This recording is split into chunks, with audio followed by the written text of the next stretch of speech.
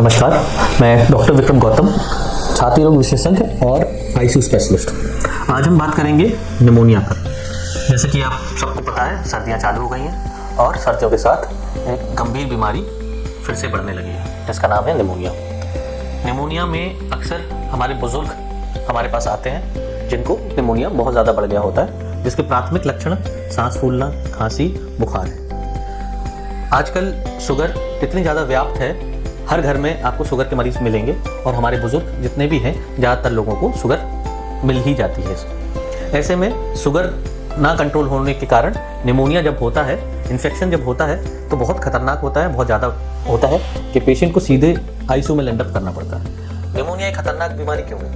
Pneumonia खतरनाक बीमारी इसलिए है क्योंकि ये फेफड़ों की बीमारी है। जहाँ से हम सांस लेते हैं वहाँ पर इन्फेक्शन हो जाता है। छाती में फेफड़ों के अंदर मवाद भरने के कारण, इन्फेक्शन होने के कारण मवाद भर जाता है, जहाँ इन्फेक्शन के कारण पानी भी आ जाता है। कई बार दोनों चीज़ होती हैं, कई बार सिर्फ निमोनिया के कारण मवाद पास इन्फेक्शन के कारण पूरा फेफड़ा काम करना बंद कर देता है। जो नॉर्मल उसका फंक्शन होता है सांस लेना और छोड़ना, जो कि एक गुब्बारे नुमा स्ट्रक्चर होता है, उसमें अगर कुछ मवाद या इन्फेक्शन हो जाता है तो वो अपना ऑक्सीजन का ट्रांजैक्शन नहीं कर पाता है। ऐसे में पेशेंट को सांस लेना दूभर हो जाता है और वो वेंटिलेटर पे भी जा सकता है। बहुत सारे मरीज जो कि निमोनिया से ग्रसित होते हैं उसमें इतनी तेजी से इन्फेक्शन होता है कि सिर्फ 3 दिन से लेके 1 हफ्ते तक के इन्फेक्शन में पेशेंट सीधा वेंटिलेटर पे लैंड अप करता है। उसको ऑक्सीजन सैचुरेशन 30 तक पहुंच जाता है, 20 तक पहुंच जाता है या फिर 50 तक पहुंच जाता है। कई पेशेंट तो ऐसे आते हैं जिनका सैचुरेशन तो ठीक होता है लेकिन